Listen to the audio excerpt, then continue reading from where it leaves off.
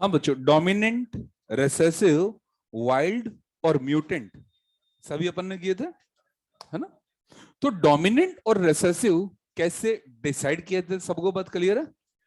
क्या देखा जाएगा, होमोजाइगस या हेट्रोजाइगस।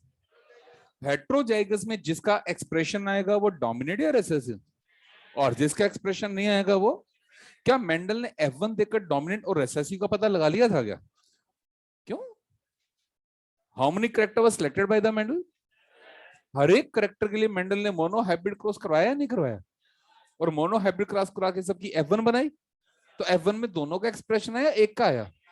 तो जिसका एक्सप्रेशन आया उसे क्या कर दिया, और जिसका एक्सप्रेशन नहीं आया वो, तो क्या मेंडल ने सातों के सातों कैरेक्टर की रिस्पेक्ट में डोमिनेंट और रिसेसिव बताया या नहीं बताया? किसके बेस पे बताया, F1 या F2? F1 प्योर बनेगी, हाइब्रिड बनेगी। तो हाइब्रिड में दोनों का एक्सप्रेशन आएगा, एक का आएगा। दोनों का कौन है? दोनों का या एक का? जिसका एक्सप्रेशन आया डोमिनेंट या रिसेसिव, और जिसका एक्सप्रेशन नहीं आया वो, चलिए जी, any feature of the organism is called character. Line में चलते जाएंगे। Any feature of the organism is called different form of the character. Character are controlled by the different form of the gene. How many allelic gene for a character?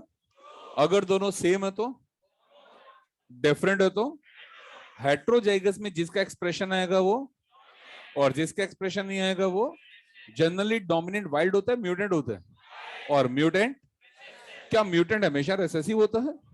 क्या mutant normal protein बना सकता है? क्या mutant different protein बना सकता है? क्या mutant incomplete protein बना सकता है? क्या म्यूटेंट हो सकता है प्रोटीन ना भी बने?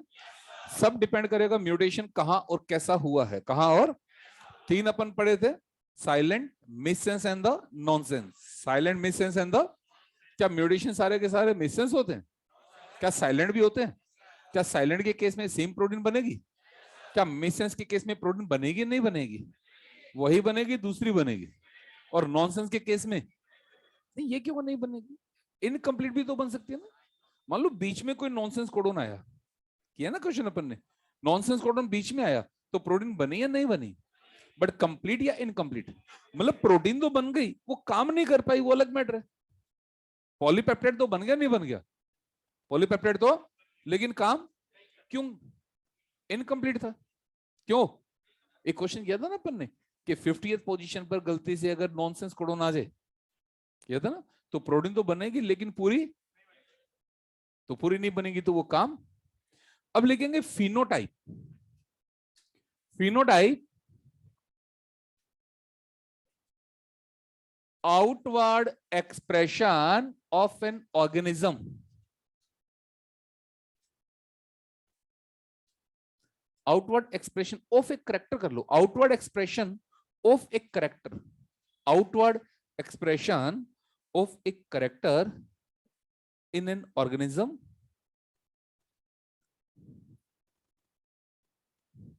For example, tall, dwarf,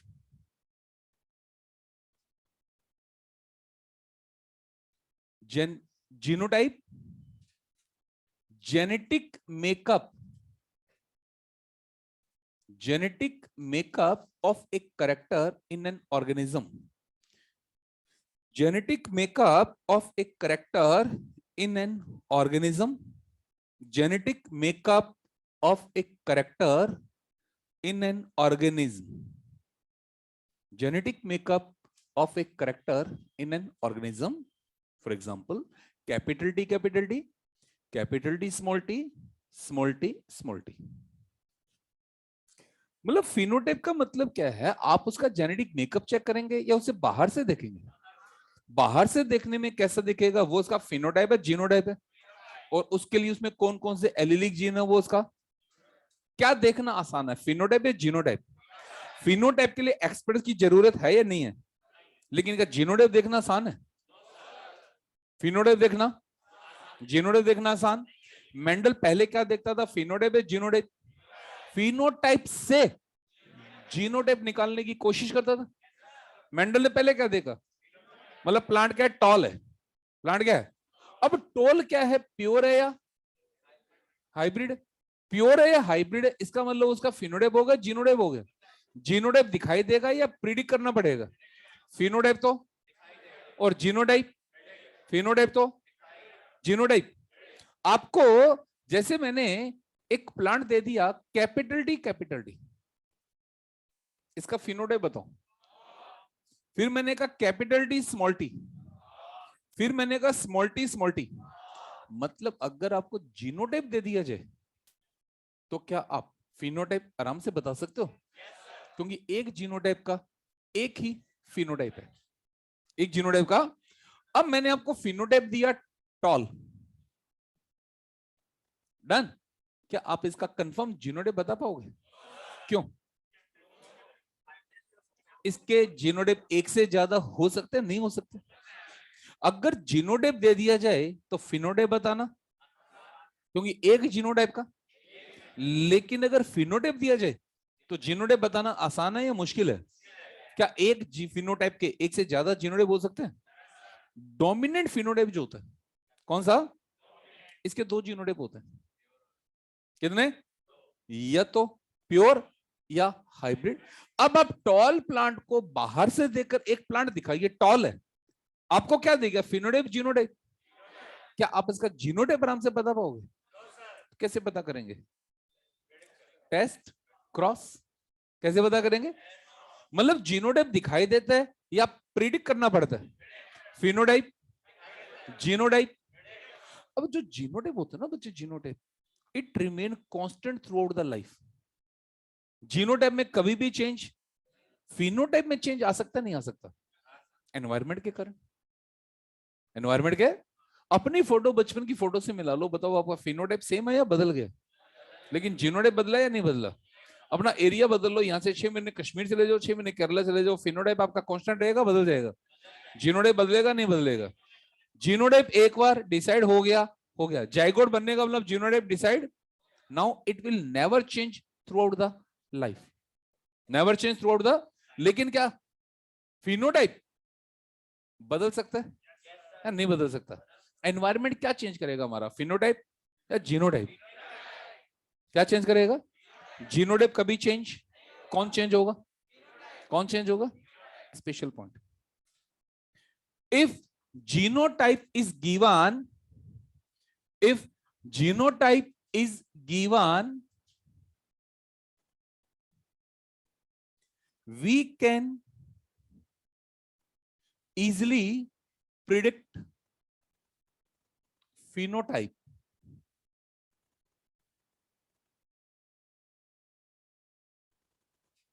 because one genotype have one phenotype,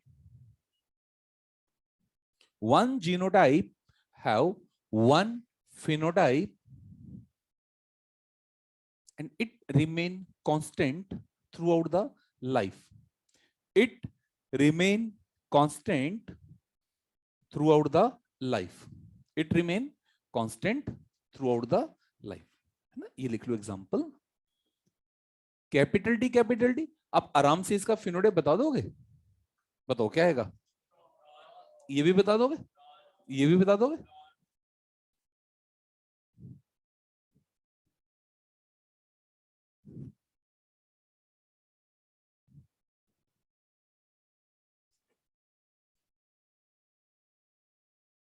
next line, if phenotype is given, if phenotype is given,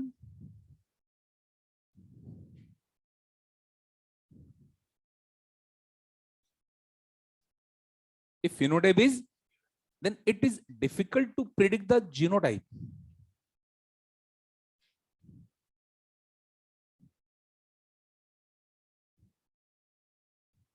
As one phenotype may have more than one genotype. One phenotype may have more than one genotype. Next line.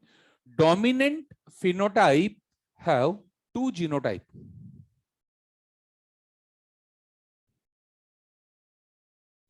Dominant phenotype have two genotype, pure and hybrid. Dominant phenotype have two genotype, pure and hybrid, pure and hybrid, है ना, ये बनेगा। तो बताओ dominant phenotype देख के direct genotype बता सकते हैं या टेस्ट क्रॉस करा के पता करना पड़ेगा? डोमिनेंट फिनोटाइप देख के डायरेक्ट जीनोटाइप डायरेक्ट बता सकते हैं या फिर टेस्ट क्रॉस करवाना पड़ेगा? टेस्ट क्रॉस, उसी से पता लगेगा। अगर मैं आपको रिसेसिव फिनोटाइप दे दूं ड्वार्फ, अब बताओ बता दोगे जीनोटाइप? तो किस में दिक्कत आती है, डोमिनेंट में या रिसेसिव में? रिसेसिव में कोई दिक्कत, रिसेसिव फिनोटाइप का मतलब आपको जीनोटाइप पता लग गया। क्या पता लग गया? मतलब आपको सिंपल सा एक क्रॉस दिया, टॉल का क्रॉस ड्वार्फ से करवाया, किसका जीनोटाइप कंफर्म है वो बताओ? क्या है ड्वार्फ का? और टॉल में कैपिटल डी भी हो सकता हो। अब हमें पता करना है प्योर है या क्या टेस्ट क्रॉस करा के पता लगा सकते हैं? अगर सारे टॉल आ गए प्योर है और टॉल के साथ साथ ड्वार्फ भी आ गया, सारे टॉल आ गए तो टॉल के साथ साथ ड्वार्फ भी आ गया, डन। तो क्या मेंडल ने टेस्ट क्रॉस करवाया या नहीं करवाया? क्यों करवाया? To detect the genotype. मतलब मेंडल को जीनोटाइप दिखाई दिया या मेंडल को जीनोटाइप का पता लगाना पड़ा? पता लगाने के लिए क्या करवाया? क्या करवाया? Any doubt? ये एक प्लांट है, ये प्लांट कैसा है? ये इस ड्वार्फ प्लांट की हाइट कम रहने का कारण क्या है? इसमें इंटरनोड का नंबर कम है या इंटरनोड का इलोंगेशन नहीं हुआ? एक बच्चा है उसकी हाइट 3 फीट है और एक दूसरा है उसकी हाइट 7 फीट है, एक ही हाइट 3 फीट एक ही हाइट, तो हाइट में अंतर का कारण बोन का नंबर है या बोन का इलोंगेशन? इसमें इंटरनोड का इलोंगेशन हुआ या नहीं हुआ? क्यों नहीं हुआ? इलोंगेशन करने वाला एंजाइम इसमें प्रेजेंट, तो इसमें इंटरनोड का इलोंगेशन, तो हाइट कम रहेगी बढ़ गई। तो एक काम करते हैं, इसे हम GA पिला देते हैं। क्या पिला दिया? जिब्रेलिक एसिड यार, क्या पिला दिया? तो GA पिलाने से ये ड्वार्फ रहेगा या टॉल, ये टॉल ड्वार्फ रहेगा या टॉल हो जाएगा? तो क्या GA ने इसका फिनोटाइप बदल दिया क्या? अब ये फिनोटाइपिकली टॉल है या जेनेटिकली टॉल है? ये जेनेटिकली अभी भी, ये क्या है, ये क्या है? दोनों का फिनोटाइप सेम है या अलग है? फिनोटाइपिकली सिमिलर या डिसिमिलर? जेनेटिकली, बट फिनोटाइपिकली अपने आप या एनवायरनमेंट के कारण? अभी मैंने क्या बताया, जीनोटाइप चेंज होगा, जीनोटाइप वही रहेगा। क्या चेंज होगा? क्या बदला GA ने इसका? क्या बदला? ये जेनेटिकली अभी भी ड्वार्फ है, जेनेटिकली अभी भी। अगर मैं इसका क्रॉस ड्वार्फ से करवाता हूं, सारे कहेंगे, सारे कहेंगे क्यों? अगली जनरेशन कैसे आएगी उससे फिनोटाइप से डिसाइड नहीं होता, वो डिसाइड होगा जीनोटाइप से। अगली जनरेशन कैसी आएगी फिनोटाइप से कोई कंसर्न, कोई कंसर्न, वो किससे डिसाइड होगा? जीनोटाइप। किससे डिसाइड होगा? तभी तो कहते हैं ना बेटा, जैसे क्रिकेटर सचिन तेंदुलकर है, बहुत अच्छा बैट्समैन है, क्या इसका बेटा इसके जैसा होगा? वो कोई जेनेटिकल फीचर थोड़ी ना, वो कोई जेनेटिकल फीचर है या प्रैक्टिस पार्ट है? प्रैक्टिस पार्ट है, वो कोई जेनेटिकल फीचर नहीं है, वो तो उसका प्रैक्टिस पार्ट है। हाँ, इतनी मेहनत करेगा तो हो सकता है वो उसमें करेक्टर्स आ जाए या नहीं है। वो करेक्टर जेनेटिकल है या उसके एक्वायर्ड है?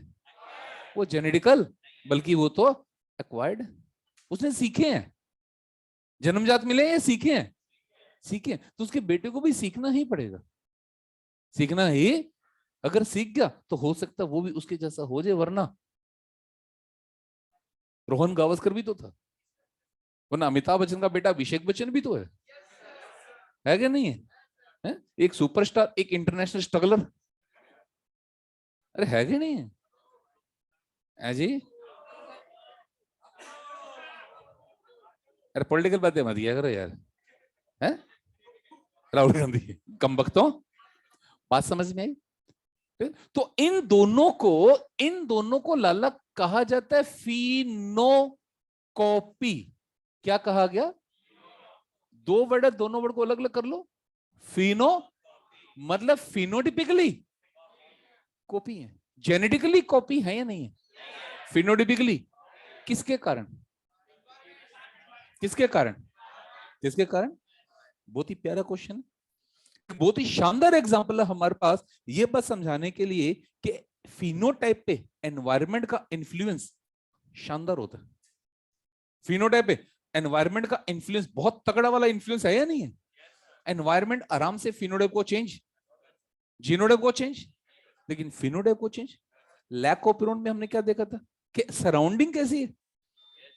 हेलो, सराउंडिंग लैक जेड तो है ही है। अब ये काम करेगा या नहीं करेगा वो इसकी सराउंडिंग डिसाइड करेगी। सराउंडिंग में केवल लैक्टोज है, काम लैक्टोज प्लस ग्लूकोज है, और केवल ग्लूकोज है, केवल लैक्टोज है, लैक्टोज प्लस ग्लूकोज है, केवल ग्लूकोज है। केवल जीन से डिसाइड होगा या सराउंडिंग? एनवायरमेंट का भी इन्फ्लुएंस है या नहीं है? एनवायरमेंट के इन्फ्लुएंस को हम कभी भी नेग्लेक्ट, क्या एनवायरमेंट फिनोटाइप को स्ट्रांगली अफेक्ट करता है नहीं करता? Strongly affect. और हमारे में तो ज्यादातर कैरेक्टर ऐसे हैं जो एनवायरमेंट से ग्रेटली इन्फ्लुएंस होते हैं। एनवायरमेंट से ग्रेटली, हमारा स्किन कलर, हमारा, अब देखो कश्मीर जाओ रात में भी चमकेंगे और केरला जाओ दिन में भी नहीं दिखेंगे, है या नहीं? क्यों? एनवायरमेंट का इंपैक्ट है ना लाला। अगर कश्मीर जाएंगे तो ऑक्सीजन का चक्कर आएगा, आरबीसी का कंटेंट बढ़ेगा, तो सेब जैसे लाल होगा नहीं होगा? अब केरला जाएंगे तो यूवी रे ज्यादा है, तो उससे बचने के लिए मिलेनियन का लेवल बढ़ेगा या नहीं बढ़ेगा? क्यों? हमें अल्टीमेटली एनवायरमेंट में अपने आप को अडेप्ट करना है या नहीं करना? तो हमारा फिनोटाइप वही रहेगा, फिनोटाइप में चेंज आ जाएगा, फिनोटाइप में हमारा जीनोटाइप वही रहेगा, बदलेगा, लेकिन फिनोटाइप में चेंज, कोई doubt? Phenocopy, genetically dissimilar, genetically dissimilar but phenotypically similar, genetically dissimilar but phenotypically similar due to the environment.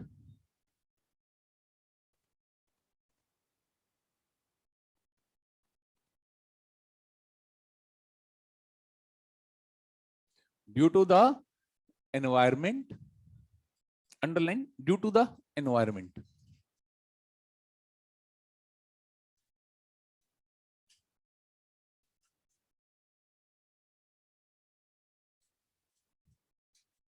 ये बेटा बहुत शानदार क्वेश्चन आया हुआ है। It dwarf plants is treated with the GA due to which it become tall. Such tall is crossed with the dwarf, then the progeny will be all tall, all dwarf, tall dwarf 1:1, tall dwarf 3:1. All क्यों? Genotype change, phenotype change, but genotype change.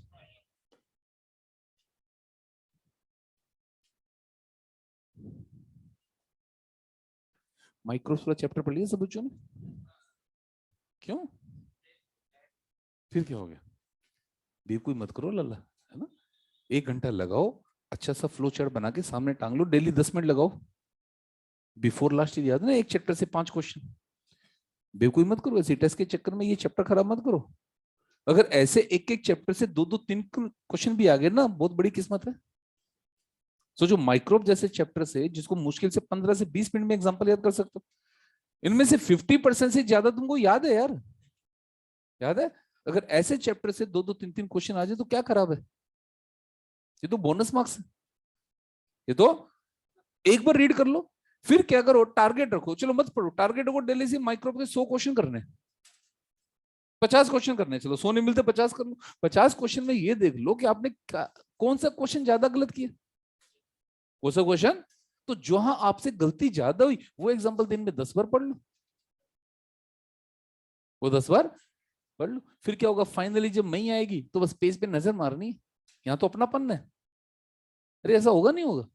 मेरा फंडा सीधा सा चलता है कि theory से ज्यादा कंसंट्रेट मैं क्वेश्चन पे करता हूं, डायरेक्ट फंडा। थ्योरी कितनी भी पढ़ लो, वो कॉन्फिडेंस लेवल कभी भी हासिल जो कॉन्फिडेंस लेवल क्वेश्चन देगा।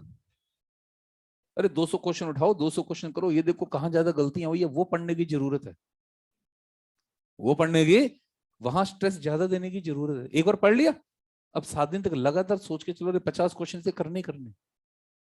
ऐसे चैप्टर हम बहुत अच्छे मानते हैं, टाइम बहुत कम लगता, क्वेश्चन वेटेज बहुत। पेपर के चक्कर में पेंडिंग मत करो इनको, पेंडिंग एक फ्लो चार्ट बनाओ, टेबल के सामने लगाओ, रोज के 10 मिनट लगाओ यार, हफ्ते में तो टिंच हो जाएगा, हफ्ते में तो बुढ़ पर। अब हमें जीनोम एंड जीन पूल में डिफरेंस निकालना है। What is the difference between the genome and the gene pool? ये जो जीनोम वर्ड है ना बच्चे, ये genome word haploid cell level पर आएगा और gene pool word population level पर लगता है ना। ये कौन है, कैसा है, कितने क्रोमोसोम है, कितने पेयर हैं, क्या हुआ, क्या बना, कैसा है, कितने क्रोमोसोम है? तो बताओ इस स्पर्म में एक जीन है या हजारों जीन है? एक जीन है, हजारों जीन है, बट हर एक कैरेक्टर के लिए एक एलीलिक जीन है। तो एक हैप्लॉइड सेल में, एक हैप्लॉइड सेल में टोटल जितने जीन पाए जाएंगे वो क्या कहलाएगा? All the gene that are found in a haploid cell, all the gene that are found in a, उसे क्या कहेंगे? एक जीनोम में, एक जीनोम में एक कैरेक्टर का एक ही एलीलिक जीन आएगा। यहां हर एक कैरेक्टर का एलीलिक जीन होगा या नहीं होगा? कितना होगा? एक ही होगा। कितना होगा? जैसे मैं ब्लड ग्रुप की बात करता हूं, ब्लड ग्रुप के लिए 3 एलीलिक जीन है लाला। कितने एलीलिक जीन है? कौन कौन से? आई ए, आई बी। इन तीनों में से इस स्पर्म में कितने? तेरे स्पर्म में 2 होंगे, हैं? तेरा स्पर्म तो अवतार है, तूने थोड़ी बनाया है गधा। स्पर्म में कितने होंगे? लेकिन इस पॉपुलेशन में तीनों आ गए। स्पर्म में, पॉपुलेशन में। अगर बच्चे में, अगर मैं पॉपुलेशन लेवल पर आ जाता हूं तो पॉपुलेशन लेवल पर मेरे को ब्लड ग्रुप का एक ही एलीलिक जीन मिलेगा सारे। तो जब मैं पॉपुलेशन लेवल की बात करूंगा तो उसे मैं क्या कह दूंगा? तो बताओ जीनोम और जीन पूल में बेसिकली अंतर क्या आ जाएगा कि एक जीनोम में एक कैरेक्टर का एक एलीलिक जीन आएगा, लेकिन जीन पूल में एक कैरेक्टर के। अब सारे एलीलिक जीन कब पॉसिबल है? जब मैं इंडिविजुअल लेवल पे रहूंगा या पॉपुलेशन। अगर मैं इन्हीं तीनों को लेकर चलता हूं, इन्हीं तीनों को लेकर चलता हूं, इस एक को छोड़ देते हैं, इसके स्पर्म में 2 है, बाकी हमारे स्पर्म में कितने? हमारे में कितने? और पॉपुलेशन में, स्पर्म में, ऑर्गेनिज्म में, पॉपुलेशन में, पॉपुलेशन में। तो जब एक कैरेक्टर के सारे एलीलिक जीन कंसीडर किए जाएंगे तो वो क्या कहलाएगा? तो जीन पूल किस लेवल पे बात करेंगे? हैप्लॉइड सेल लेवल पे या पॉपुलेशन लेवल पे? किस लेवल पे? अब ये हमारी एक पॉपुलेशन है, ये हमारी एक पॉपुलेशन। इस पॉपुलेशन में अगर बाहर से कोई 10, 15, 20 इंडिविजुअल आ जाते हैं, बाहर से 10, 15, 20 इंडिविजुअल, तो क्या ये प्रोबेबिलिटी रहेगी क्या कि उन 20 इंडिविजुअल के साथ इस पॉपुलेशन को कोई नया एलीलिक जीन मिल जाए? प्रोबेबिलिटी रहेगी या नहीं रहेगी? तो जीन पूल नैरो होगा या वाइड हो जाएगा? ऑर्गेनिज्म में नहीं आया या पॉपुलेशन में नहीं आया? पॉपुलेशन में नहीं आया। किसके कारण? माइग्रेशन के कारण।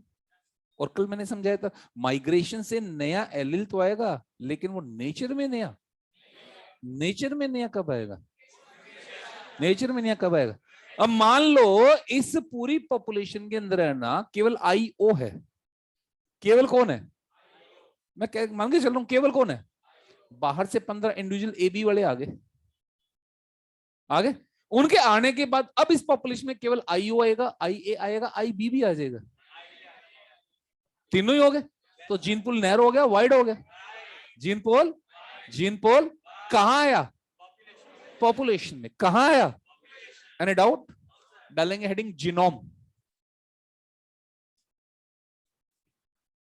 Total number of gene, total number of gene that are found in a haploid cell, total number of gene that are found in a haploid cell, हमारे एक जीनोम में कितने क्रोमोजोम है? 23 क्रोमोजोम पर कितने जीन है? और इन 30,000 जीन का मतलब कितने बेस पेयर हैं? 3.3 इंटू 10 की पावर 3.3 इंटू 10 की पावर। हमारे एक जीनोम में कितने क्रोमोजोम है? 23 क्रोमोजोम पे, और इन पे बेस पेयर अपन कर चुके हैं, याद है? हमारी एक हैप्लोइड सेल में 3.3 बिलियन बेस पेयर है। 3.3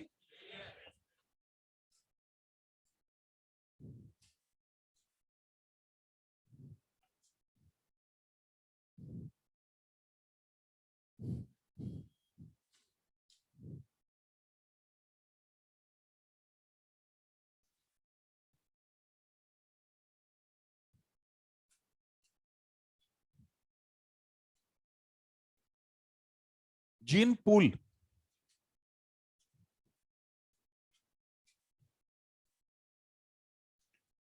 total number of gene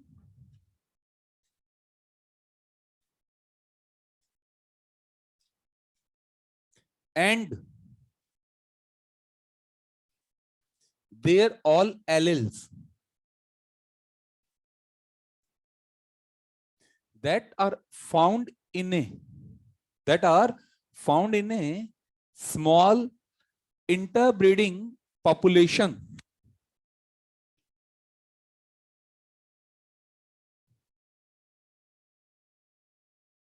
that are found in a small interbreeding population। है ना? सिर्फ सिंपल से एग्जांपल उठा लो, ब्लड ग्रुप के कितने एलिलिक जीन है? 3 में से गैमीट्स में, ऑर्गेनिज्म में, पॉपुलेशन में। गैमीट में, ऑर्गेनिज्म में, पॉपुलेशन में। हाँ भाई,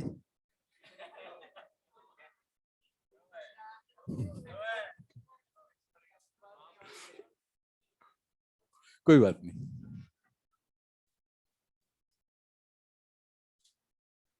हाँ लाला, अब एक एग्जांपल से जीनोम और जीन पूल में क्या अंतर है समझोगे? जीनोम हैप्लोइड सेल पे और जीन पूल पॉपुलेशन लेवल पे।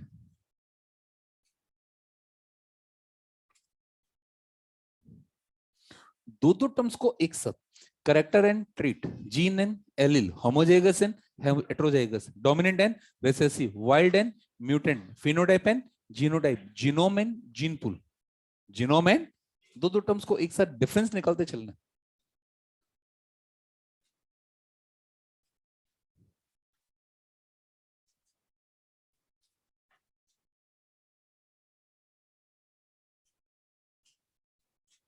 Hybrid vigour oblique heterosis important है। Hybrid vigour oblique heterosis, word was given by Shell. Word was given by Shell. Hybrid are always superior.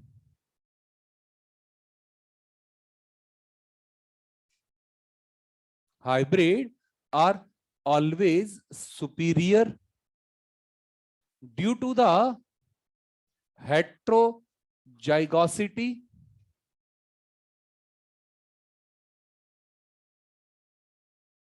due to the heterozygosity because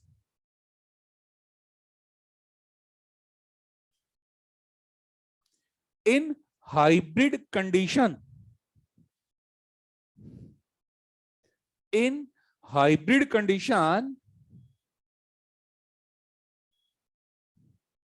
recessive are unable to express itself.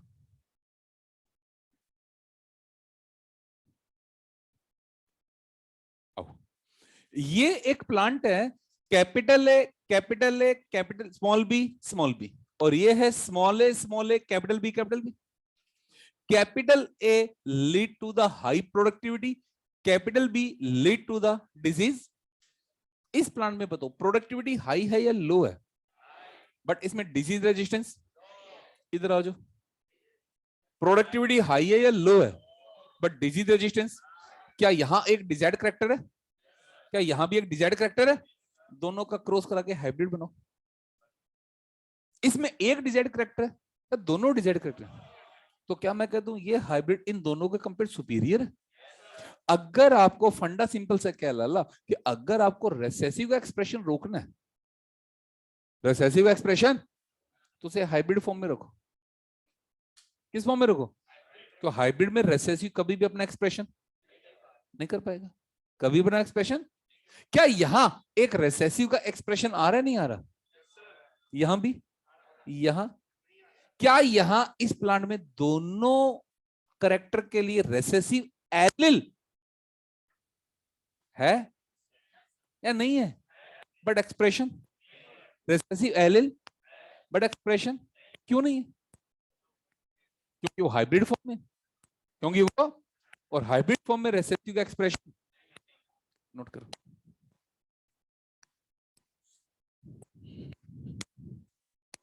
Battery, अरे भैया battery battery,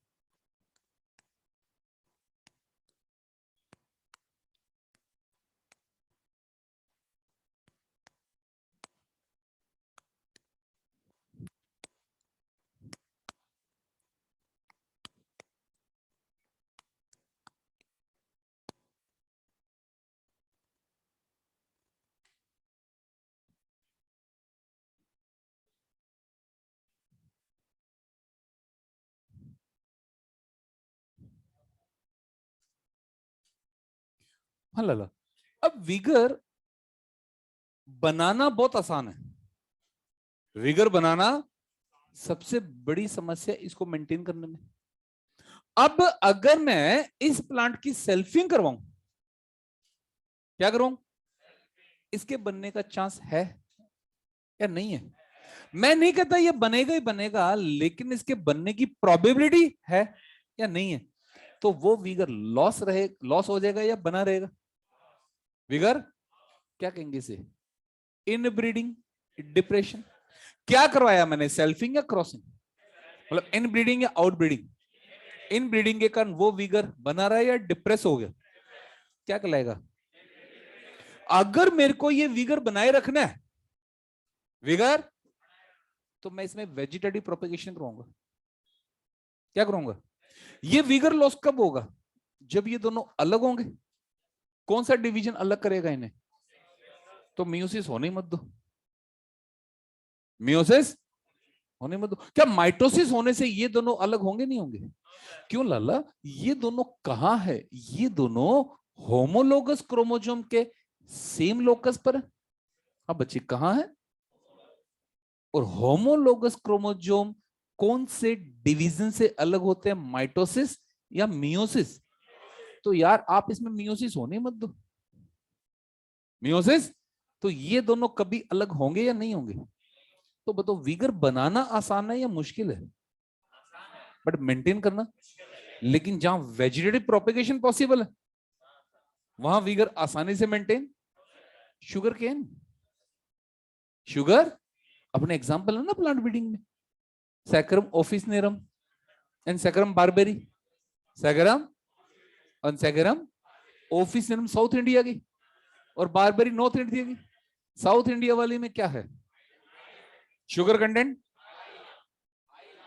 high है, but north India में grow, barberi north India में grow, but sugar content low है।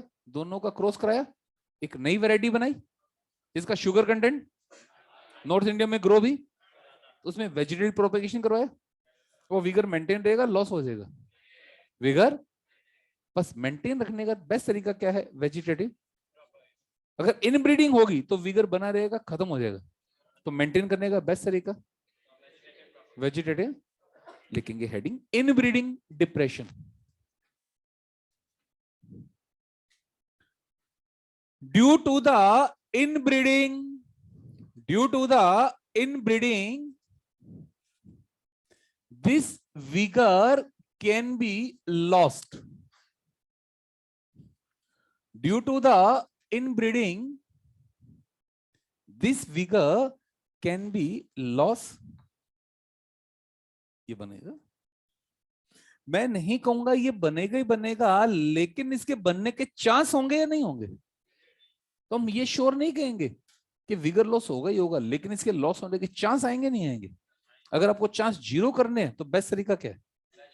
Vegetative propagation. मतलब simple सा फंडा क्या है कि सेग्रीगेशन होनी मत दो।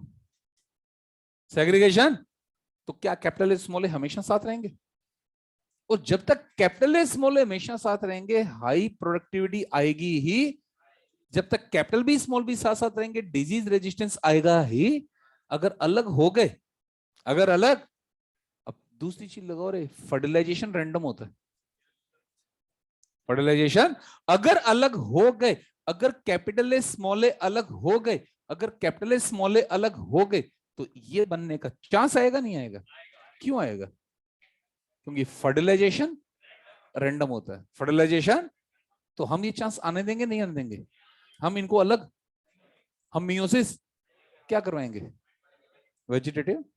Next thing, in vegetatively propagated plant, in vegetatively propagated plant, this vigor can be easily maintained.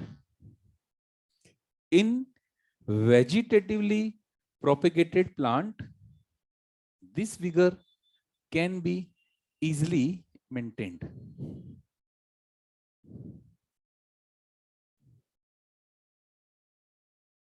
In vegetatively propagated plant, this vigor can be easily maintained.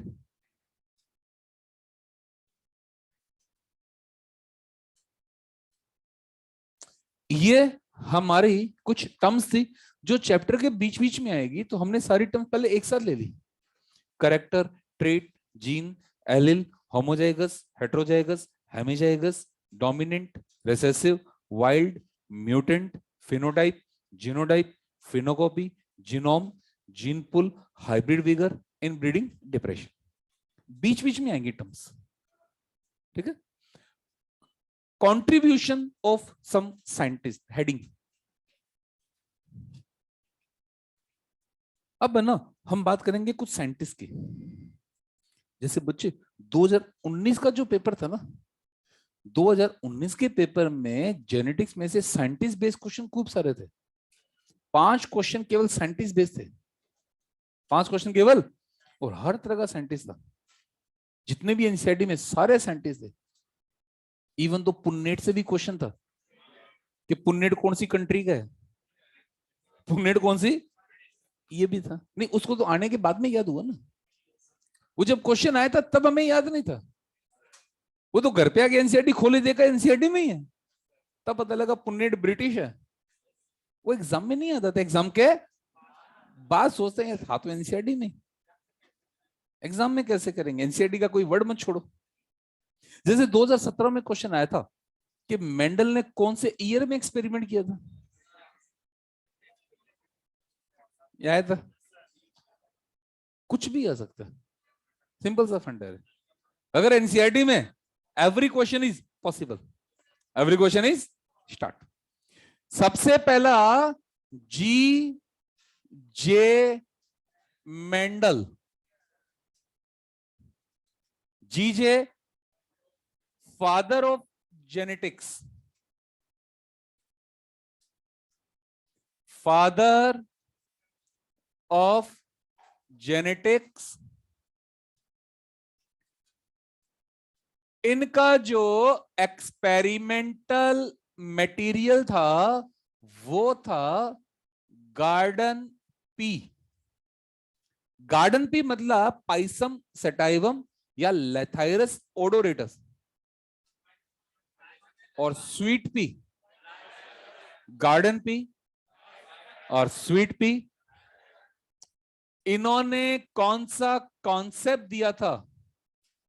Concept of unit factor, concept of unit factor, ये भी आया हुआ question है। Concept of unit factor was given by the G J Mendel, आया हुआ question. Concept of unit factor was given by the G J Mendel. Mendel के बाद आया Bateson. Bateson father of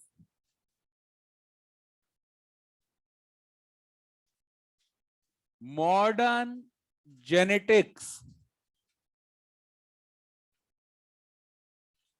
Bateson father of modern genetics. Bateson ने खूब सारी टर्म दी है। कौन कौन सी term? Genetics, allele, homo and heterozygous, F1, F2, F3। Genetics, allele, homo and heterozygous, F1, F2, F3। ये सारी की सारी टर्म किसने दी है? बेटसन। किसने दी है? और अब सबका बाप, ये मान लो रे, इसमें से तो क्वेश्चन लगभग लगभग हर साल आता है। T H Morgan, Thomas Hunt Morgan, father of experimental genetics, father of all है, फादर ऑफ एक्सपेरिमेंटल जेनेटिक्स। और मॉर्गन ने काम हमेशा किस पर किया? Fruit fly. किस पर किया? मेंडल ने, सॉरी, मॉर्गन ने एक बुक भी लिखी थी, the theory of gene, the theory of. और मेंडल को 19, अरे यार मेंडल कहां से आ रहे हैं हमारे, मॉर्गन को 1933 में नोबेल प्राइज भी दिया गया था। पोस्ट मेंडलियन जेनेटिक्स की जो शुरुआत है, जो सबसे ज्यादा डिटेल वर्क है, वो सारा टीएच मॉर्गन का है। टीएच मॉर्गन ने केवल एक्सपेरिमेंट करके नहीं छोड़ा, मॉर्गन ने अपने हर एक्सपेरिमेंट को वेरीफाई किया है, एक्सपेरिमेंटली प्रूव किया है, हर एक्सपेरिमेंट को प्रूव किया है। इसलिए क्या कहा? Father of experimental genetics. और मॉर्गन ने जेनेटिक्स में खूब सारे कॉन्सेप्ट दिए हैं।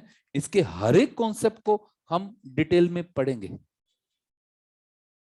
मॉर्गन के अंदर हमें कम से कम 5 लेक्चर लगेंगे, पूरे 5 लेक्चर लग जाएंगे।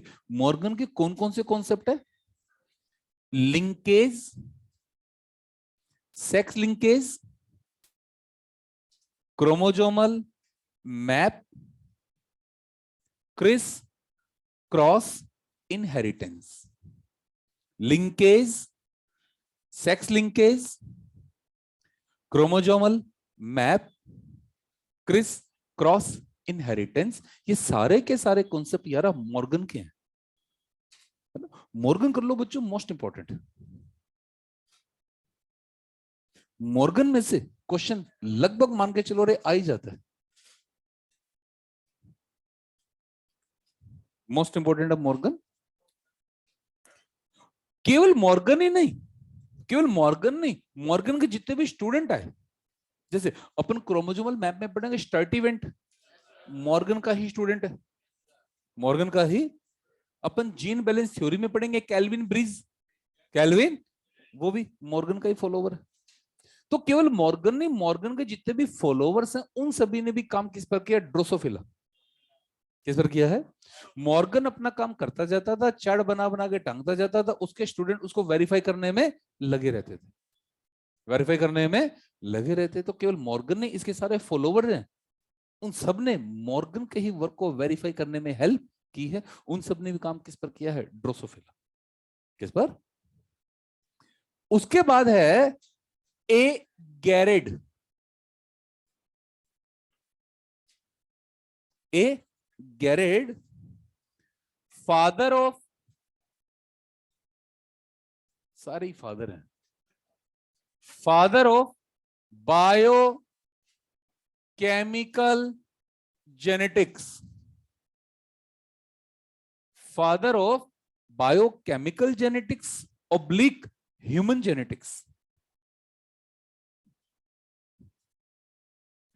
Father of biochemical genetics, discovered first metabolic disorder in human being,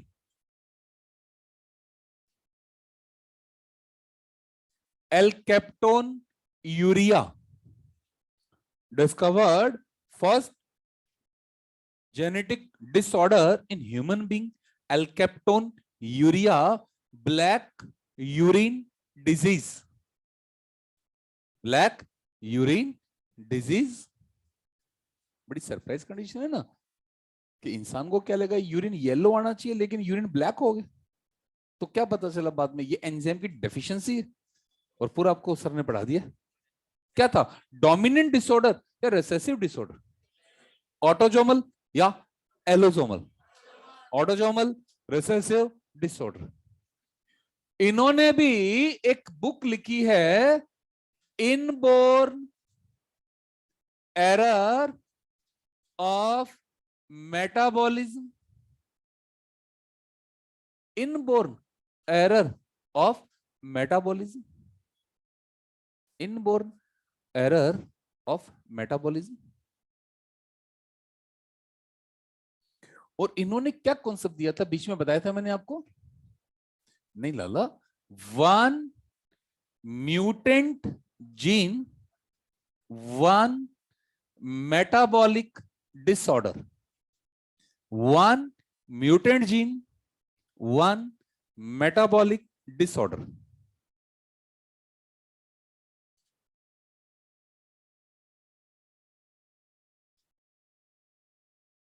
not so important, गैरिब ने से ज्यादा क्वेश्चन नहीं आता।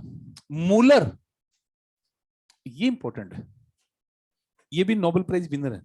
Müller father of,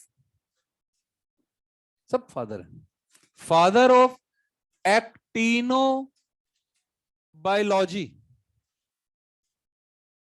father of actino biology. Actino biology क्या होती है, ब्रैकेट में लिखेंगे, study of effect of radiation on living being, study of effect of radiation on living being. Müller वो पहला साइंटिस्ट था जिसने एक्सरे यूज की थी, ये आपको म्यूटेशन में भी लिखवा चुका हूं मैं, use X-ray to induce mutation in fruit fly, use X-ray to induce mutation in fruit fly. हाँ लल्ला, सबसे पहले क्या यूज हुई थी, एक्सरे या गामा रेज? सबसे पहले, आजकल क्या काम लाते हैं सबसे पहले, और आजकल यार दो साइंटिस्ट और बहुत इंपॉर्टेंट है, उसको फिर प्लांट ब्रीडिंग में डिस्कस कर लेंगे, Norman Borlaug and MS Swaminathan. Plant breeding में है, ये करा दूं?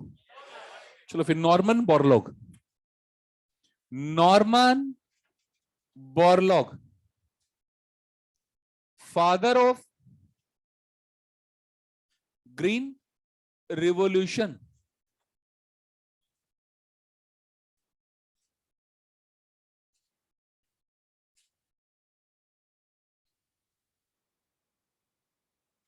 develop high yielding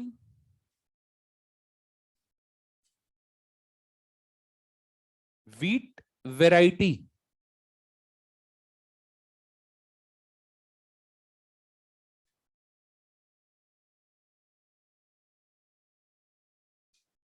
develop high yielding wheat variety. MS Swaminathan, रुक लाला रुक, MS Swaminathan, next scientist MS Swaminathan,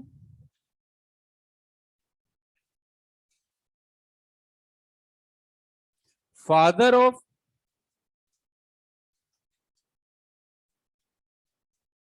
green revolution in India,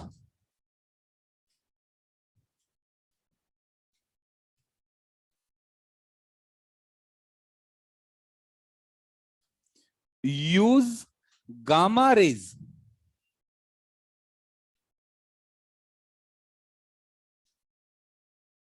to induce mutation, use gamma rays to induce mutation, use gamma rays to induce mutation.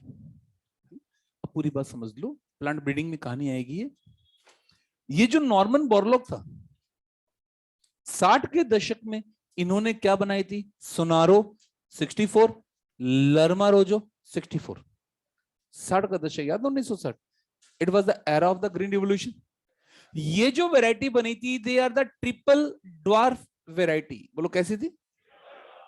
पहला ये word पकड़ो, मतलब इनकी height को, और ये वर्ड पकड़ो, इससे प्रोडक्शन ट्रिपल हो गया था, प्रोडक्शन। तो क्या थी ये? देवरदा, ये मैक्सिकन वैरायटी थी। कैसी वैरायटी थी? इनकी हाइट को बच्चे कम करने के लिए एक जीन ट्रांसफर किया गया था, नोरिन 10। कौन सा जीन? ये जीन जापान में मिला था। कहां मिला था? तो नोरिन 10 की हेल्प से क्या किया, हाइट को कम किया गया। हाइट को कम करने से विंड वेलोसिटी का जो क्रॉप पे इफेक्ट आता है वो इफेक्ट कम हो गया। क्यों? ये मोनोकोट है, मोनोकोट है डाइकोट है, तो सेकेंडरी ग्रोथ हो। अगर हाइट ज्यादा होगी तो विंड के कारण, तो क्या क्या हाइट को, तो इन वैरायटी के बनने के कारण ग्रीन रेवोल्यूशन आया था। ग्रीन देवरदा मैक्सिकन वैरायटी को कहां लाया गया? इंडिया में ये ग्रो, तो क्या करवाया गया? विद द हेल्प ऑफ, ये काम कराया था स्वामीनाथन। किसने? तो क्या बनाई? शरबती, सोनारो, पूसा, सोनारो 64 से और लर्मारोजो 64 से, जिसके कारण इंडिया में ग्रीन रेवोल्यूशन आया था। इंडिया में तो who is the father of green revolution in India? सबसे पहले कौन सी रेज काम लाई गई थी? लेकिन आजकल यार लगभग ये क्वेश्चन हर साल ही आ रहा है, ये मैं पहले भी बता चुका हूं, फिर बता रहा हूं, गामा रेज रट देना रे। आज हम म्यूटेशन के लिए कौन सी रेज काम लाते हैं? बहुत इंपॉर्टेंट क्वेश्चन है, लगभग हर साल आ रहा है। ठीक है,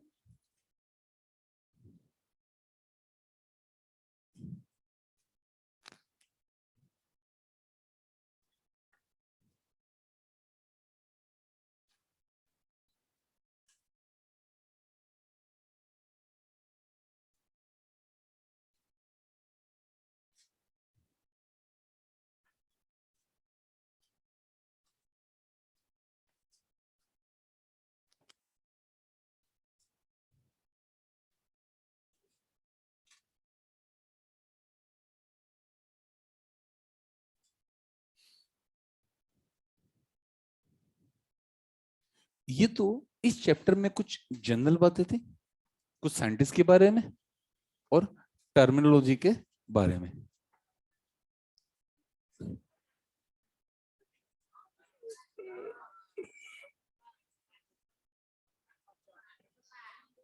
नहीं, अरे नहीं, मतलब मजे लेते हो क्लास में पढ़ते हुए।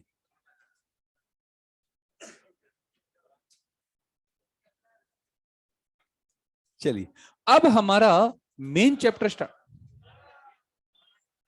दोस्तों थोड़ी स्पीड,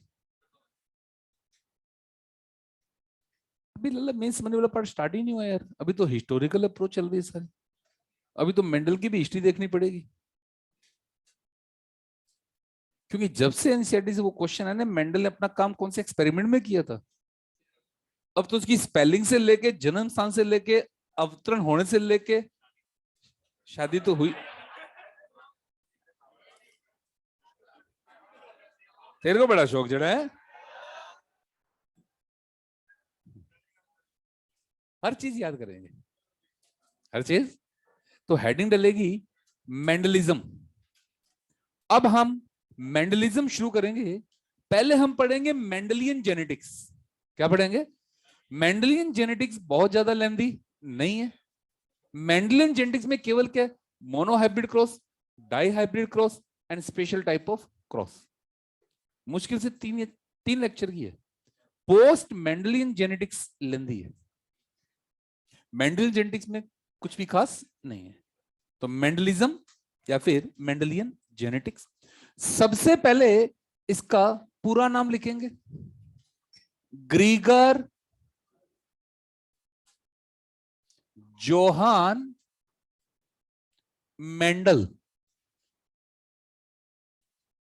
ग्रेगर जोहान मेंडल। इसमें ये जो ग्रीगर है ना, ये डिग्री है, मतलब मोंक, धर्म प्रचारक, पादरी का जो काम करते हैं उन्हें क्या कहते हैं? ग्रीगर। क्या कहते हैं? ये ग्रीगर इन्हें कब मिली थी डिग्री? जब ये ऑगस्टियन चर्च मोनेस्ट्री में वर्क कर रहे थे। ऑगस्टियन चर्च, ऑगस्टियन जब यहां काम कर रहे थे, तब उन्हें ये डिग्री दी गई थी, ग्रेगर। क्या? जोहान इनका नेम है और मेंडल इनका सरनेम है। जोहान इनका नेम है और मेंडल इनका सरनेम है ना। कर लेते हैं बच्चों, क्या भरोसा क्वेश्चन का, है ना? एक दो बार में याद हो जाएगा यार।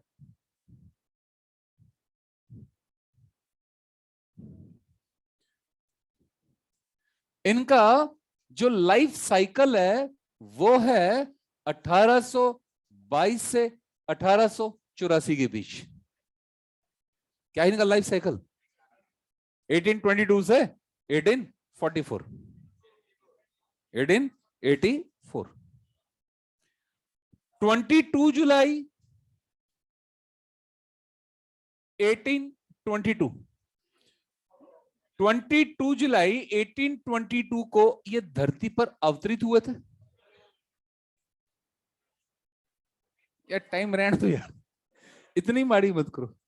इनका जो जन्म है, इनका जो जन्म है वो हुआ था सिल्सियन विलेज। ए बच्चों, सिल्सियन विलेज, हैंजनडॉर्फ, ऑस्ट्रिया। करना है याद ये सारा। सिल्सियन विलेज, हैंजनडॉर्फ, ऑस्ट्रिया। ऑस्ट्रिया देश के हैंजनडॉर्फ प्रांत के सिल्सियन गांव में एक गरीब किसान के घर में ये अवतरित हुए थे। अवतरित 1856 से 1863। स्टार्ट रटने वाला काम है सर। 1856 से 1863 परफॉर्म, नहीं हटा दूंगा फिर sir. Perform a lot of hybridization experiment, perform a lot of hybridization experiment on garden pea for 7 years. Perform a lot of hybridization experiment on garden pea for 7 years. I have a question here.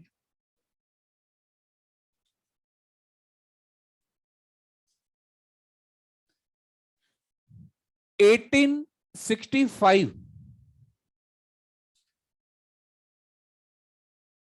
results were published.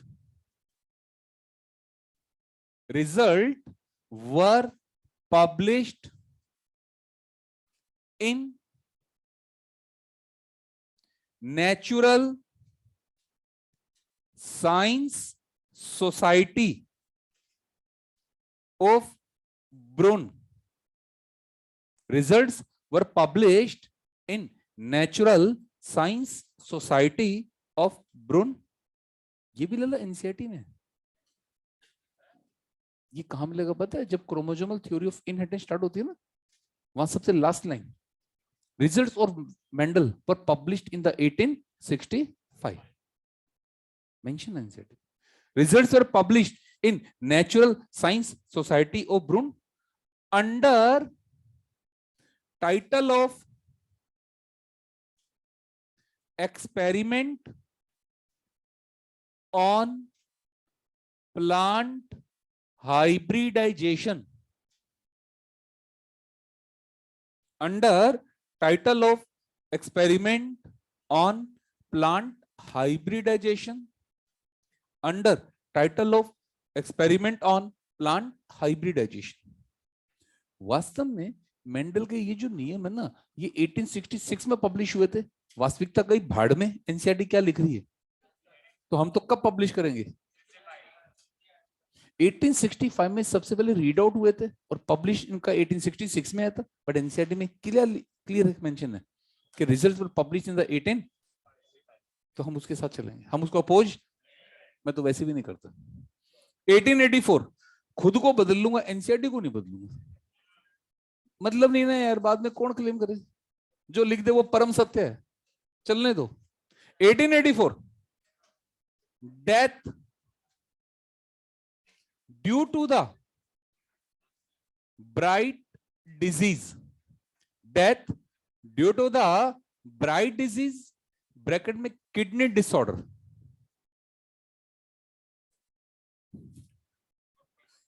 कर लो यार, question का कोई भरोसा नहीं है ना। अरे 2-3 बार सुनेंगे याद हो जाएगा। Death due to the Bright disease, a kidney disorder. 1900 rediscovery of Mendelism, rediscovery of Mendelism।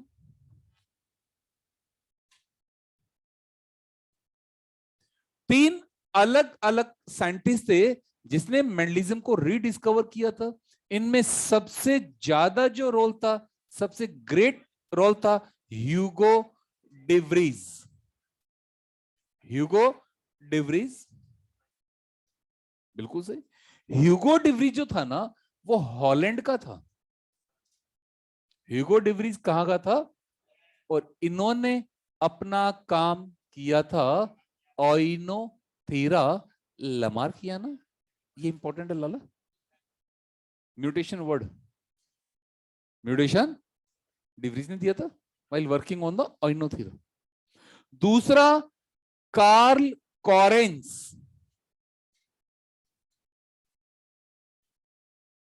Karl Correns ये जर्मनी का था,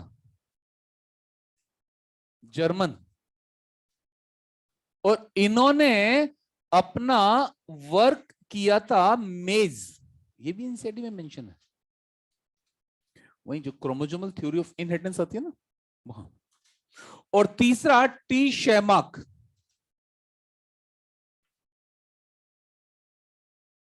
ये ऑस्ट्रिया के थे। डिफरेंट फ्लावरिंग प्लांट,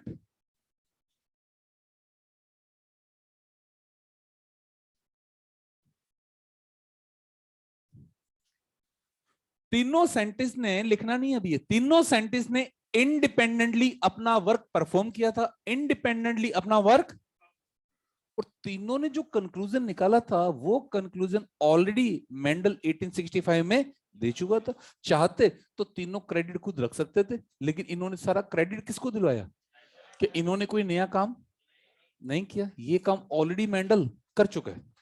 इनमें इनमें लल्ला सबसे बड़ा रोल था ह्यूगो डिवरीज का। सबसे ज्यादा सक्सेस ह्यूगो डिवरीज को मिली थी, क्योंकि डिवरीज हमेशा म्यूटेशन में बिलीव करता था। डिवरीज हमेशा म्यूटेशन में बिलीव करता था।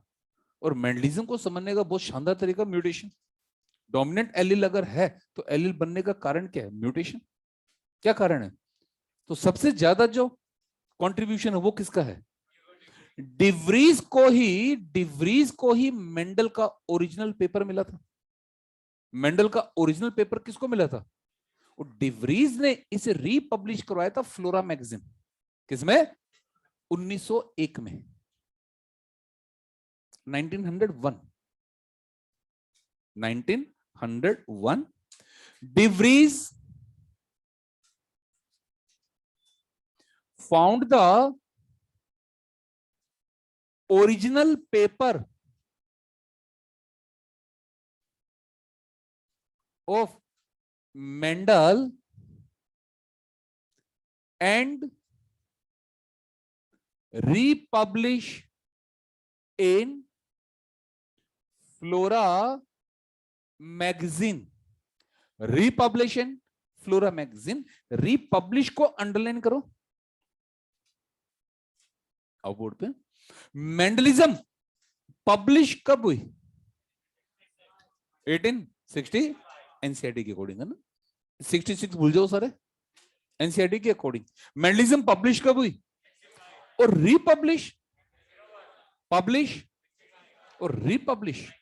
पब्लिश हुई थी natural science society of Brunn, और republish Flora magazine. Republish. Next, Carl Correns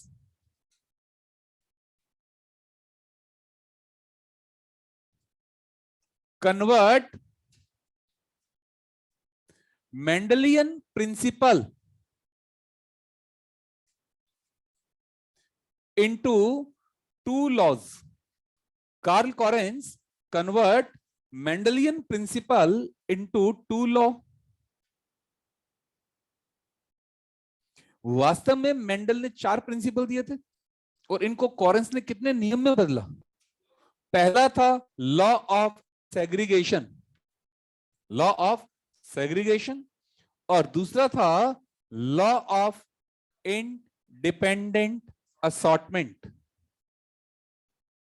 पहला लॉ ऑफ सेग्रीगेशन और दूसरा लॉ ऑफ इंडिपेंडेंट असॉर्टमेंट। अब यहां पर ना हम थोड़ा सा मजबूर हैं, हम थोड़ा सा फंसे हुए। एनसीईआरटी 3 लॉ लेकर चलती है, law of dominance, law of segregation और लॉ ऑफ इंडिपेंडेंट। तो हम 3 लॉ के अकॉर्डिंग अब चलेंगे। प्रिंसिपल 4 थे, लॉ 2 ही बने थे, लेकिन एनसीईआरटी में क्या दे रखे?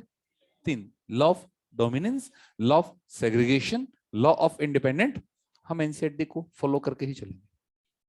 Done. Next line, 7 character of pea plant.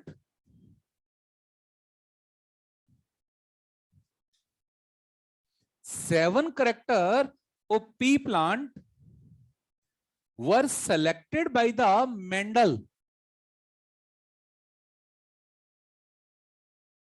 for his experiment. 7 character of pea plant were selected by the Mendel for his experiment. हाँ जी, सब बच्चों को रटा है अच्छे से। How many character of P plant were selected by the Mendel? 7 में पहला लिखेंगे हाइट, लाइन वाइज लिखते चलेंगे। पहला हाइट,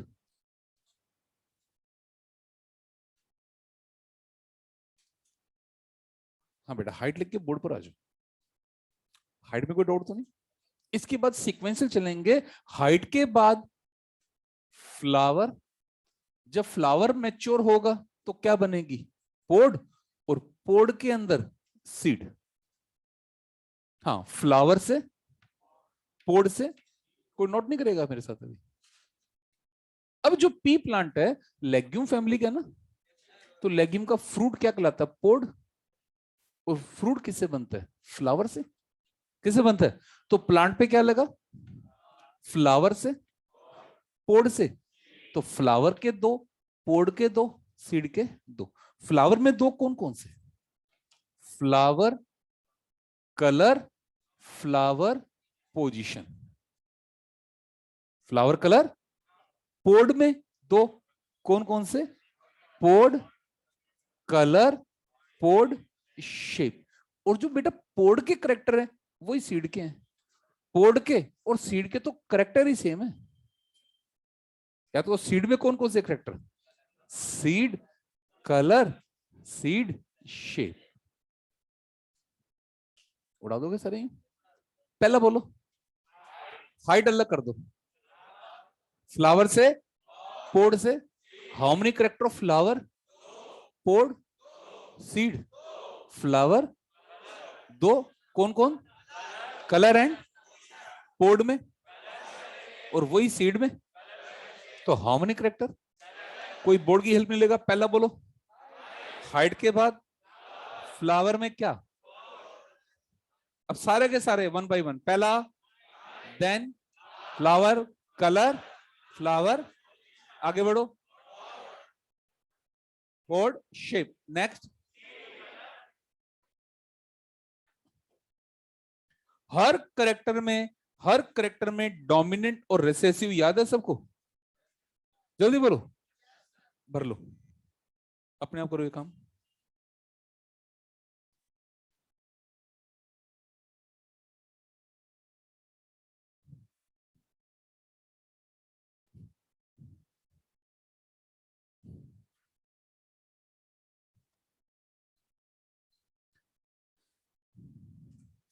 जहां कंफ्यूजन है मेरे से पूछ लेना ना, अपन अभी टैली कर लेते हैं। गलत मत करना, जहां कंफ्यूजन है छोड़ देना, वो मैं करवा दूंगा, है ना। चलिए हाइट में टैली करते हैं। हाइट में बोलो डोमिनेंट, रिसेसिव, फ्लावर कलर में वॉयलेट कह दो, पर्पल कह दो। अच्छा वॉयलेट लो, एनसीईआरटी वॉयलेट बोलती है, वॉयलेट में चलते हैं। Violet and white. Flower position में बोलो एक्सिलरी, टर्मिनल। पोर्ड कलर में बोलो। ओके हो गया, छोड़ दो बस, छोड़ दो। कंफ्यूज हुए? छोड़ दो। बोर्ड पे सुनो, अपन जब मार्केट से मटर खरीदते हैं तो रेडी पे ज्यादातर मटर ग्रीन है या येलो है? तो इसका मतलब ग्रीन क्या हो गया? तो येलो।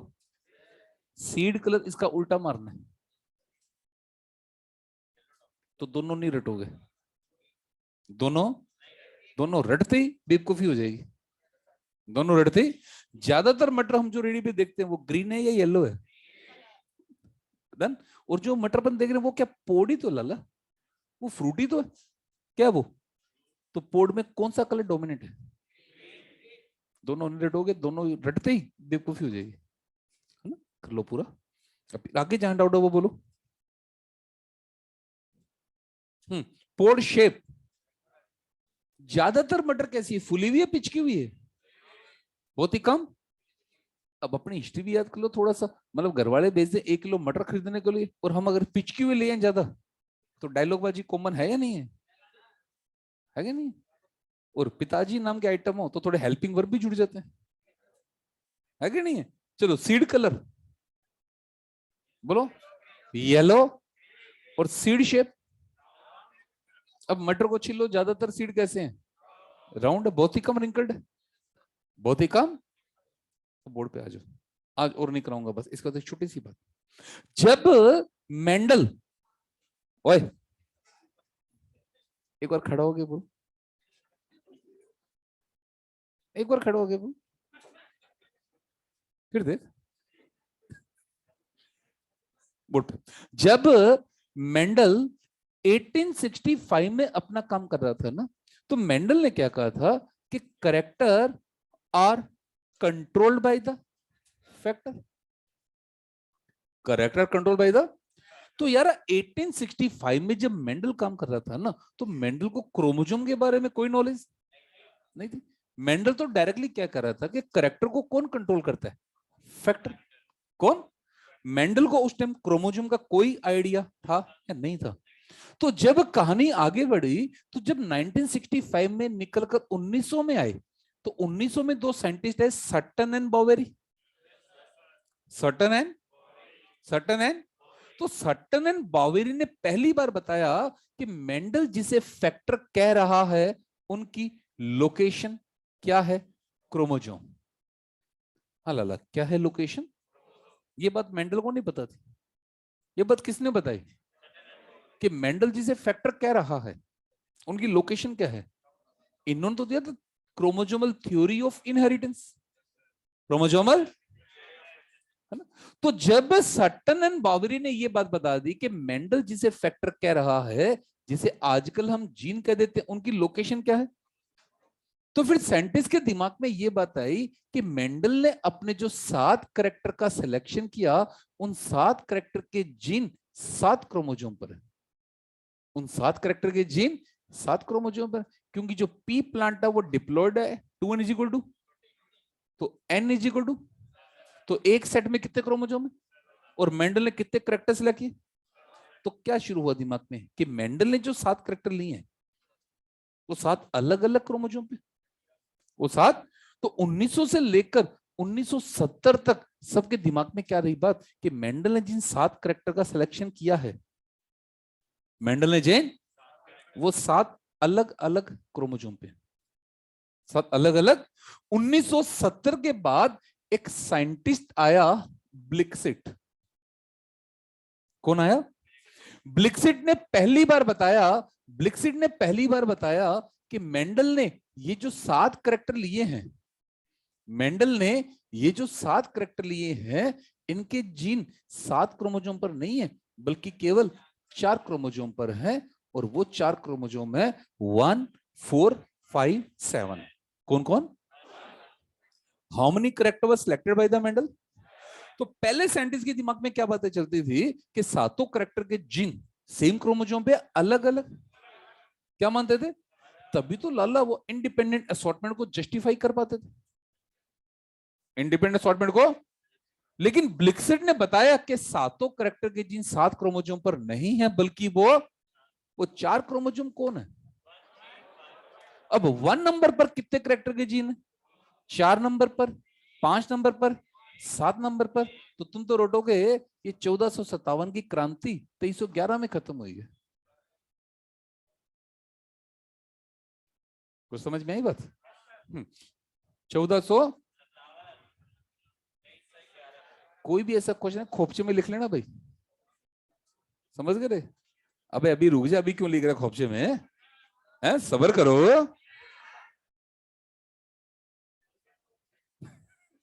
हाँ भाई, how many character were selected by the Mendel? Gene of 7 character are located on.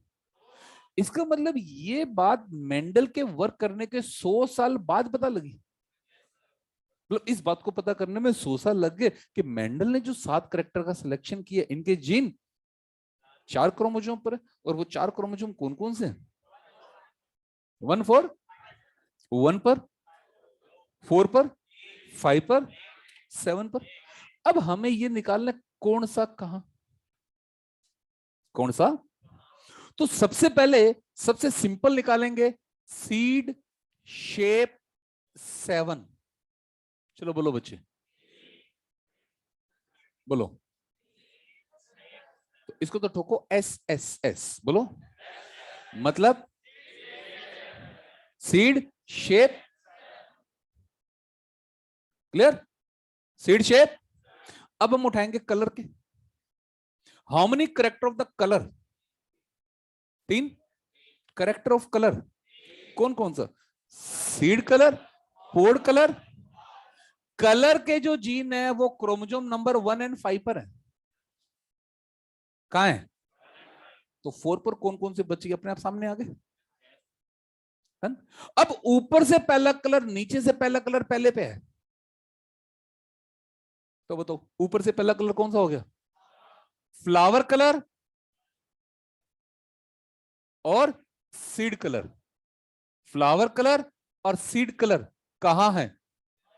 तो फिर यहां कौन बच गया? बोलो, यहां तक कोई डाउट? उल्टा चलने, seed shape, seed shape, flower colour 5, तो बाकी दोनों कहां गए? अबे फर्स्ट पर आ गए, कलर की बात कर रहा हूं अभी मैं, अभी मैं फोर्थ पे आया ही नहीं हूं, अभी मैं फोर पे, अभी मैं उल्टा चल रहा हूं, सीड शेप, पोर्ड कलर, बाकी दोनों कलर। अब 3 करेक्टर बच गए आपके पास, ये गया, ये गया, ये गया, 3 करेक्टर कौन कौन से बच गए? इन तीनों के जीन 4 पे, इन तीनों में से 2 जीन क्लोज हैं, 2 जीन, और एक थोड़ा दूर है, 2 तो, एक थोड़ा। तो इसको कैसे याद करेंगे? पोजीशन की पोजीशन को दूर रखो, हाँ बेटा, पोजीशन की पोजीशन को, बाकी दोनों जीन क्लोज हैं, कौन कौन से क्लोज आ गए? Height and pod shape, height and, मतलब ध्यान से देखो सारे बच्चे, ध्यान से देखो, ये बताओ कि क्या वास्तव में मेंडलिज्म के अंदर, मेंडलिज्म के करेक्टर में लिंकेज है या नहीं है? बट मेंडलिज्म में रह के हम लिंकेज की बात, क्योंकि लिंकेज की कहानी कब आगे बढ़ेगी? जब हम फैक्टर को क्रोमोजोम पे पढ़ेंगे, फैक्टर को, और इससे मेंडल का कोई कंसर्न, ये बात तो 1900 के बाद शुरू हुई, ये बात तो वो तो लिंकेज कॉन्सेप्ट 1900 से पहले आया, बाद में आया, जब सटन एंड बावेरी ने बता दिया, हेलो, जब सटन एंड बावेरी ने कि मेंडल जिसे फैक्टर कह रहा है उसकी लोकेशन क्रोमोजोम में, तो फिर मॉर्गन आ गया, कौन आ गया? तो मॉर्गन ने बताया कि एक क्रोमोजोम पर एक करेक्टर का जीन नहीं है, बल्कि एक क्रोमोजोम पर तो हजारों करेक्टर के जीन। क्यों? मेंडल क्या कहता था? Character control by the factor oblique gene, और सटन बावेरी ने क्या बता दिया? उन जीन की लोकेशन, मतलब हजारों करेक्टर के जीन कुछ क्रोमोजोम पर है, बात समझ में आई? हजारों करेक्टर के जीन, तो क्या समझ में आया? एक क्रोमोजोम पर एक ही करेक्टर के जीन है या कई करेक्टर के? तो वो क्या दिखाएंगे? लिंकेज। अब ध्यान से देखिए बताओ, मेंडलिज्म में लिंकेज थी या नहीं थी? लेकिन मेंडलिज्म में रह के हम लिंकेज को डिस्कस, क्योंकि मेंडलिज्म में से इसका कोई दूर दूर तक लेना देना, लिंकेज की कहानी खुली 1900 के बाद, 1900 के, जब ये पता लगा कि Mendelian factor are found on the chromosome, found on the, तब तक तो मेंडल निकल चुका था, तब तक तो मेंडल। तो ये बताओ कि क्या यहां मेंडल का इंडिपेंडेंट असॉर्टमेंट एप्लीकेबल है या नहीं है? बिल्कुल एप्लीकेबल है। मेंडल ने डाई हाइब्रिड का लिया था, seed shape and seed colour, क्या लिया था? चेक कर लो, दूर दूर तक लिंकेज नहीं है, सीड शेप का है और सीड कलर का है, दूर दूर तक लिंकेज, दूर दूर तक लिंकेज। हम मानते हैं कि अगर मेंडल कहीं ये कॉम्बिनेशन ले लेता तो यार उसे दिक्कत, लेकिन कहते मेंडल ने ये कॉम्बिनेशन लिया ही नहीं, और अगर लिया तो रिजल्ट मेंशन। यार मेंडल कहीं कहीं भयंकर लक्की भी था, बहुत भाग्यशाली था, बहुत। देखो कोइंसिडेंस क्या रहा, how many character was selected by the Mendel, और पी प्लांट के एक सेट में कितने क्रोमोसोम निकले? तो साइंटिस्ट ने आराम से उसकी बातों को समझ लिया कि मेंडल ने जो 7 कैरेक्टर लिए, सातों के सातों अलग अलग क्रोमोसोम पे, मतलब आराम से इंडिपेंडेंट असॉर्टमेंट फॉलो हो रहा है। फिर आगे बढ़े तो क्या पता लगा कि 7 क्रोमोसोम पर नहीं है, वो तो 4 पर ही है, वो तो। फिर मेंडल का डाई हाइब्रिड देखा, मेंडल ने डाई हाइब्रिड में कौन कौन से कैरेक्टर लिए? सीड शेप एंड, वो तो क्लियर कट इंडिपेंडेंट असॉर्टमेंट दिखा रहा है। हालांकि मेंडल को तो इसके बारे में कोई नॉलेज ही नहीं है, अरे मेंडल को तो पता ही नहीं क्रोमोसोम क्या है, मियोसिस क्या है, जीन क्या है, डीएनए क्या है। तो डीएनए की शुरुआत तो यार मेंडल के काम आने के बाद हुई है। मेंडल ने काम कब दे दिया? 1860, और डीएनए की तो शुरुआत ही 1860। तो ये बताओ कि मेंडल गलत था या वो वक्त गलत था? मेंडल गलत था या मेंडल की बातें किसी को समझ में नहीं है? अब तुम मेंडल की सारी बातें आराम से समझ लोगे, क्यों समझ लोगे? तुमने मॉलिक्यूलर बायोलॉजी पूरी डिटेल पढ़ दी। तो हमारे लिए मेंडल की बातों को समझना बहुत आसान है या नहीं है? तो उस वक्त में जाके बताओ ना यार, जब मेंडल काम कर रहा था उस वक्त मेंडल की बातों को समझना आसान है या नहीं? आज आप फैक्टर का कॉन्सेप्ट आसानी से समझ सकते हो। फैक्टर क्या है? जीन। जीन क्या? सेगमेंट ऑफ, और तुम्हें आराम से पता लग गया। बट जब मेंडल ने ये बात बताई थी, डीएनए का था, पता ही नहीं था। डीएनए का तो डीएनए की तो शुरुआत ही 1860, और तब तक तो मेंडल अपना काम। तो बताओ मेंडल गलत था या वो वक्त गलत था? मेंडल गलत था या मेंडल की बात किसी को समझ में नहीं है? तो लमसम भाषा में क्या मैं एक फाइनल बात ये कह दूं कि मेंडल का काम टाइम के कंपेयर में बहुत ज्यादा एडवांस, बहुत ज्यादा। मेंडल की बातों को, मेंडल के नियम्स को, मेंडल के लॉ को हम आज बिना मियोसिस के, बिना क्रोमोसोम के, बिना डीएनए के समझ सकते हैं? नहीं समझ सकते। लेकिन जब मेंडल ने काम किया था तो तीनों में से कुछ भी डिस्कवर्ड नहीं था, ना क्रोमोसोम, ना डीएनए, ना मियोसिस। तो लमसम भाषा में हम कह दें कि मेंडल का आईक्यू बहुत ही शार्प था। आईक्यू बहुत ही, या मेंडल का काम अपने टाइम के कंपेयर बहुत ही ज्यादा एडवांस था, बहुत ज्यादा। अब जिनको समझ नहीं आया मैं उनको भी गलत नहीं कह सकता। मतलब मेंडल ने कह दिया कि character control by the factor, control by the. अब साइंटिस्ट कंफ्यूज थे कि मेंडल फैक्टर क्या किसको रहा है। मतलब मेंडल जिसको फैक्टर बोल रहा है वो फैक्टर क्या चीज है, तुम समझ सकते हो? क्यों? क्योंकि तुम्हें जीन के बारे में अच्छी खासी नॉलेज है। क्यों? हमें डीएनए की फुल डिटेल पता लग चुकी है। लेकिन 1865 में जब मेंडल काम कर रहा था तो उसके फैक्टर के कॉन्सेप्ट को कोई समझ ही नहीं पाया कि मेंडल फैक्टर किसको कह रहे हैं, फैक्टर क्या चीज है, क्या आइटम है, क्या बल है, कैसे काम करता है। ये बात किसी को समझ में, और जब समझ में नहीं आई तो क्या कहते, पता नहीं क्या कर रहे हैं, और समझ में आया क्या कर गया। वास्तव में बात नहीं है मेंडल क्या कर गया। जब डिवरीज, कार्ल कोरेंस और शेमाक ने काम किया तो उन्होंने ये बोला कि यार हमने तो कुछ भी नहीं किया, जो भाई वो कर गया। क्योंकि जब ये तीनों काम कर रहे थे तब तो सभी चीजों की डिस्कवरी आ चुकी थी। क्रोमोसोम पे काम हो चुका था, मियोसिस पे काम हो चुका था, और न्यूक्लिक एसिड की शुरुआत भी हो चुकी थी। लेकिन जब मेंडल काम कर रहा था तो कुछ भी नहीं था, कुछ भी। तो इन तीनों ने मिलकर क्रेडिट दिला दिया यार, वो बिना किसी इंफॉर्मेशन के वो काम कर गया जो आज भी हम यूज कर रहे हैं। आज भी हम जेनेटिक्स को समझने के लिए मेंडल्स लॉ ही यूज करते हैं। मतलब आज के 170 साल बाद, मेंडल के काम करने के 170 साल बाद भी हम जेनेटिक्स को समझने के लिए मेंडल्स के लॉ ही फॉलो करते हैं। किसके लॉ फॉलो कर रहे हैं? मेंडल का कोई नियम गलत नहीं था। मेंडल का कोई नियम, मेंडल ने जो भी शॉट मारा बाउंड्री के पार गिरा, जो भी शॉट मारा, और जब बाउंड्री के पार नहीं गिरा वो नो बॉल निकली,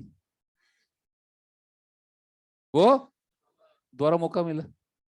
मेंडल बहुत जगह लकी था, लक फैक्टर भी उसका स्ट्रांगली काम करा। ये तो मैंने एक ट्रेलर दिया लक फैक्टर का, कि मेंडल को क्रोमोसोम कुछ ज्यादा पता नहीं था, और जब क्रोमोसोम के बारे में पता लगा तो मेंडल ने जो डाई हाइब्रिड किया उसमें दूर दूर तक लिंकेज। अगर मेंडल बाई चांस ये कॉम्बिनेशन ले लेता तो कहीं ना कहीं गड़बड़। लेकिन ये कॉम्बिनेशन, क्या कॉम्बिनेशन लिया? सीड कलर, जिसमें दूर दूर तक clear. Next line, gene of the seven character are located on the 4 chromosome. Gene of these 7 character are located on the 4 chromosome.